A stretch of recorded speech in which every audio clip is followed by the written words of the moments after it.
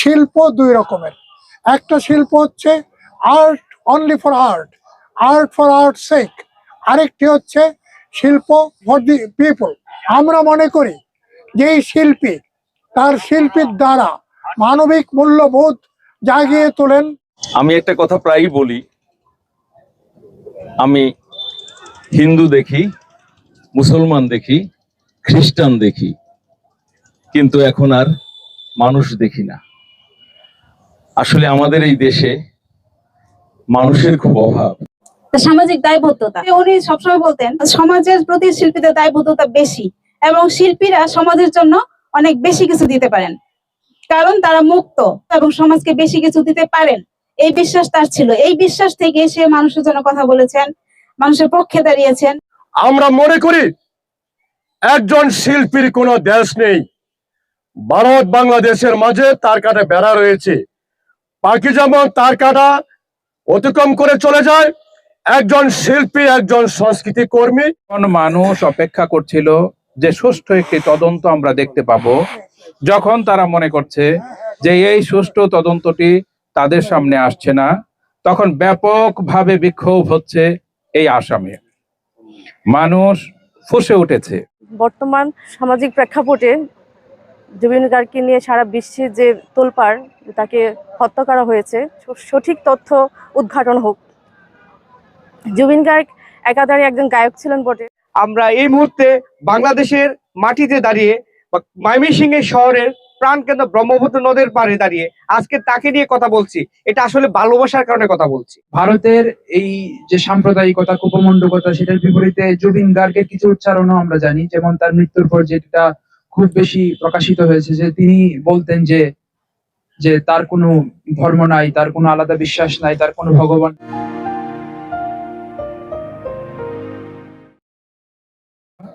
আজকে পথের কথন এবং লিগ্যাল অ্যাসিস্ট্যান্স ফর ভালনারেবল সোসাইটির আয়োজনে আমরা যে অনুষ্ঠানটি আয়োজন করেছি সেটা হচ্ছে জাস্টিস ফর জুবিন গার্গ।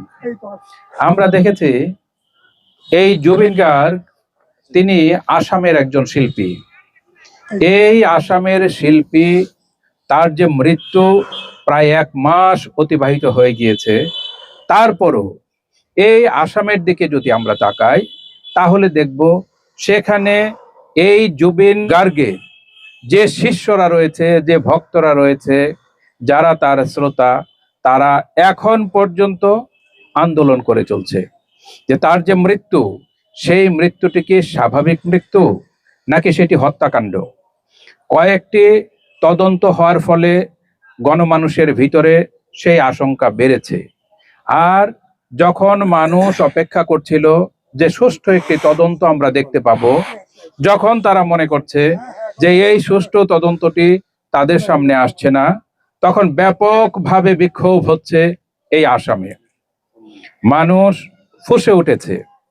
গত 2 দিন আগে আমরা দেখেছি যখন কিনা যারা অভিযুক্ত 5 জনকে অ্যারেস্ট করা হয়েছে, সেই 5 জনকে আসামের রাজধানী থেকে 120 কিলোমিটার দূরে আরেকটি কারাগারে যখন তাদেরকে স্থানান্তর করা হয়, সেখানে সেই গাড়িতে হামলা হয়, পুলিশের গাড়ি পুড়িয়ে দেওয়া হয়, ওখানে ইন্টারনেট যে পরিষেবা সেটিকে বন্ধ করে দেওয়া হয়, সামাজিক যোগাযোগ মাধ্যমকে বন্ধ করে দেওয়া হয়, কিন্তু মানুষ ফুঁসে উঠেছে। ওখানে কারফিউ জারি করা হয়েছে। আবার দেখা যায় যে কারাগার, সেই কারাগারের ব্যাপক নিরাপত্তার ব্যবস্থা করা হয়েছে।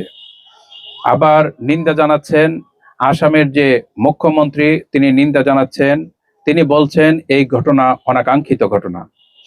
আমরা চাই যদি সত্যি সত্যি যে শিল্পী জুবিন গার্গ সে যদি হত্যার শিকার হয়ে থাকে, ষড়যন্ত্রের শিকার হয়ে থাকে, তাহলে যেন তিনি ন্যায় বিচার পান। ভক্তরা তারা যে ন্যায় বিচারের প্রত্যাশা করছে, সেই ন্যায় বিচারটা তারা পান। প্রশ্ন আসে যে আমরা এত কিছুর ভিতরে এই জুবিন গার্গকে নিয়ে কেন কথা বলছি? আমরা এই জুবিন গার্গকে নিয়ে যখন কথা বলছি, তখন বাংলাদেশের যে বর্তমান পরিস্থিতি সেটি কি, সেটি নিয়েও প্রশ্ন আসে। আমরা যখন এই জুবিন গার্গকে নিয়ে কথা বলছি, তখন আমরা দেখি যে চট্টগ্রামের দিকে যদি তাকাই, সেখানে যে আগুন লেগেছিল, সেখানে 8 তলা ভবন পুড়ে গিয়েছে, সেখানে 8 তলা ভবনের যে ছাদ সেটি ধসে পড়েছে, ব্যাপক ক্ষয়ক্ষতি ইত্যাদি হয়েছে। আবার আমরা যদি ঢাকার দিকে তাকাই তাহলে দেখবো যে এই আগুনে গার্মেন্টের যারা শ্রমিক ছিলেন, এই শ্রমজীবী মানুষেরা নিহত হয়েছেন। আমরা চাই যে সকল মানুষ এই আগুন দ্বারা দগ্ধ হয়েছে, আহত হয়েছে, এই সকল মানুষ যেন আবার কর্মক্ষেত্রে ফিরে যেতে পারে। এর জন্য যে সুচিকিৎসা দরকার, সরকার, রাষ্ট্র কর্তৃপক্ষ যেন সেই উদ্যোগ গ্রহণ করেন। আবার আমরা মনে করি যে সকল মানুষ নিহত হয়েছেন তাদেরকে যেন উপযুক্ত ক্ষতিপূরণটা দেয়া হয়। রাষ্ট্রের প্রতি আমাদের সেই আহ্বান। আর এই জুবিন গার্গকে নিয়ে কথা বলছি এই কারণেই, আমরা যদি সেই ভারতের দিকে তাকাই, ইন্ডিয়ার দিকে তাকাই, এই জুবিন গার্গ সে সমাজকর্মী ছিল, মানবাধিকার নিয়ে সে কথা বলতো। তার যে আয় ছিল সেই আয়ের সিংহভাগ সে ব্যয় করত সমাজ কল্যাণে। এই কারণে আমরা জুবিন গার্গকে নিয়ে কথা বলছি। আমরা যদি ইন্ডিয়ার আরো অন্যান্য মানুষের মানবাধিকারের দিকে তাকাই, যে যারা কথা বলতেন, আমরা ফাদার স্ট্যানের কথা যদি বলি, এই ফাদার স্ট্যান যাকে মৃত্যুর দিকে ঠেলে দেওয়া হয়েছিল, মৃত্যুর দিকে কিভাবে ঠেলে দেওয়া হয়েছিল? তিনি আদিবাসীদের অধিকার নিয়ে কথা বলতেন। এই আদিবাসীদের অধিকার নিয়ে কথা বলার ফলে যে রাষ্ট্রীয় যে সুরক্ষা আইন রয়েছে, যে সন্ত্রাস বিরোধী আইন রয়েছে, সেই সন্ত্রাস বিরোধী আইনে এই ফাদার স্ট্যানকে গ্রেপ্তার করা হয় যখন তার বয়স ছিল 84 বছর বয়স। এই 84 বছর বয়সে একটা মানুষ সে কিভাবে রাষ্ট্রের বিরুদ্ধে এত ষড়যন্ত্র করবে, এটি একটা হাস্যকর বিষয়। কিন্তু দেখা যায় ওই কারাগারের অভ্যন্তরে তাকে তো বারবার আদালত জামিন দেয়নি, বরং সেই কারাগারেই রেখেছে এবং তাকে কোনো প্রকার সুচিকিৎসা না দেওয়ার ফলে আস্তে আস্তে সে মৃত্যুর দিকে ধেয়ে চলেছে এবং একটা পর্যায়ে সে মৃত্যুবরণ করে।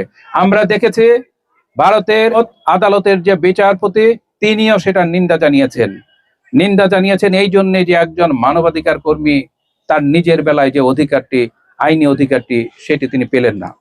আমরা এই জুবিন গার্গের জাস্টিস নিয়ে যে সকল তার ভক্তরা কথা বলছেন, আমরা তার সাথে সলিডারিটি প্রকাশ করছি। এখন এই জুবিন গার্গের ভক্তদের প্রতি সলিডারিটি প্রকাশ করে বক্তব্য দেবেন তপন সাহা চৌধুরী স্যার। তপন সাহা চৌধুরী স্যার সম্পর্কে যদি 1 মিনিট একটু বলি, তিনি ময়মনসিংহের বিশিষ্ট বুদ্ধিজীবী, সাহিত্য, শিল্প, সাহিত্য সেগুলো যেরকম তিনি বিশ্লেষণ করেন, তিনি একজন গবেষক। আবার দেখা যায় ছাত্র জীবনে তিনি বারবার কারাবরণ করেছেন।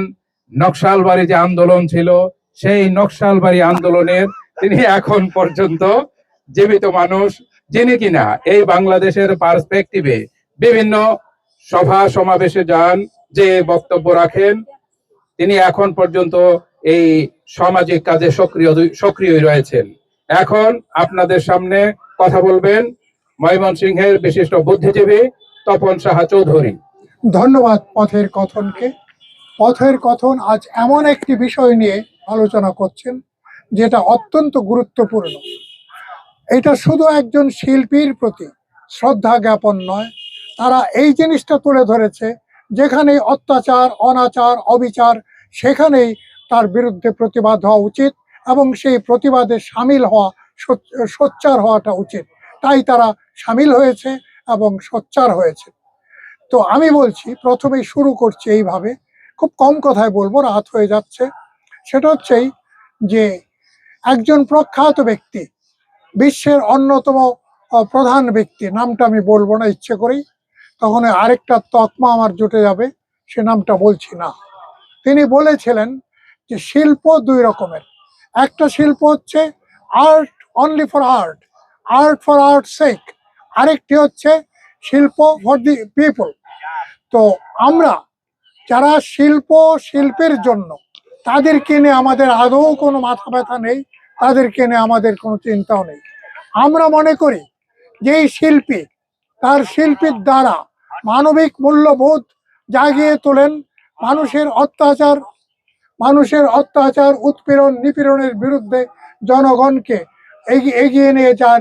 তিনিই হচ্ছেন প্রকৃত শিল্পী, জনগণের শিল্পী। এবং সেইটাকেই বলা হয় যে আর্ট ফর পিপল সেক, জনগণের শিল্পী। তো এই জন্যই আজকে আমি এখানে দাঁড়িয়েছি যে জুবিন গার্গ তিনি ছিলেন যে জনগণের শিল্পী। তিনি গান গেয়েছেন, গান রচনা করেছেন, তারপর গানে সুর দিয়েছেন। এর চাইতেও বড় পরিচয়, এগুলো আরো অনেকেই করেছেন, কিন্তু এর চাইতেও যেটা বড় পরিচয়, তিনি মানবিক মূল্যবোধ সম্পন্ন একজন মানুষ। তাই তিনি বলতে পেরেছেন যে আমার কোনো ধর্ম নেই, আমার কোনো জাতি নেই, আমার কোনো গোত্র নেই। তো এই কথাটি কে বলতে পারেন? যিনি প্রকৃত মানবিক মূল্যবোধ ধারণ করেন, তিনিই সেটা বলতে পারেন। তো এই মানবিক মূল্যবোধ ধারণ করেছিলেন জুবিন গার্গ।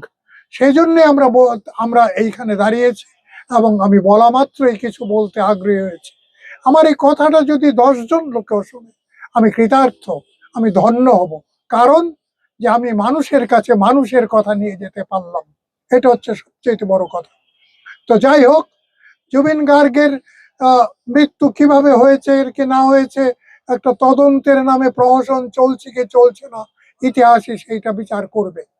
কিন্তু আমি একটা কথা বলতে চাই যে আসামের যে মুখ্যমন্ত্রী এখন বলছেন বিচারের ব্যবস্থা করবেন বা করছেন। এতদিন সেই 17 তারিখ তিনি মানে মারা যান, আর আজকে হচ্ছে 1 মাস সময় চলে গেল। এই 1 মাসের মধ্যে তিনি কেন এতদিন সোচ্চার হননি, এখন হচ্ছেন? কারণ জনগণ তাকে বাধ্য করেছে যে আমাদের শিল্পী, জনগণের শিল্পী জুবিন গার্গের মানে হত্যা হয়েছে কিনা, যদি হত্যা হয়ে থাকে তাহলে তার বিচার চাই। কারণ তিনি কি করেছিলেন, আমার পূর্বে একজন বলেছেন যে সিএএ বিরুদ্ধে তিনি সোচ্চার ছিলেন। এই সিএএ, এনআরসি, এগুলো হচ্ছে যে মানুষের অধিকার থেকে বঞ্চিত করার একটা হাতিয়ার, এই দুটো আইন। হ্যাঁ, সেটা কি?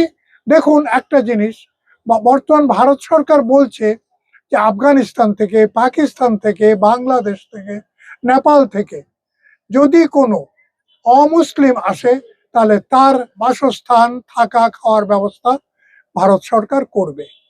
তো এটা কেন? এর দ্বারাই তো প্রমাণিত হয় যে উনি, অর্থাৎ ভারতের যে বর্তমান কর্ণধার ওই মোদি সাহেব, মোদি দাদা, উনি ওই গণবিরোধী লোক, সকল মানুষের মন্ত্রী হতে পারেননি। এই ক্ষেত্রে আমি তার সম্পর্কে আরেকটা কথা বলছি। তারই নেতা, এই মোদির নেতা অটল বিহারী বাজপেয়ী, সেই যখন মোদি গুজরাটের মুখ্যমন্ত্রী হয়, তখন অটল বিহারী বাজপেয়ী ভারতের প্রধানমন্ত্রী। অটল বিহারী বাজপেয়ী ও তার দলের লোক, তার নেতা, তাকে বলছিল যে এখন কিন্তু তুমি আর কোনো একটি গোষ্ঠী বা দলের জাতির নেতা নও, তুমি সমগ্র গুজরাটের নেতা, তুমি সমগ্র গুজরাটের মুখ্যমন্ত্রী, অতএব তুমি সেইভাবে চলবে। কিন্তু আমরা কি দেখলাম?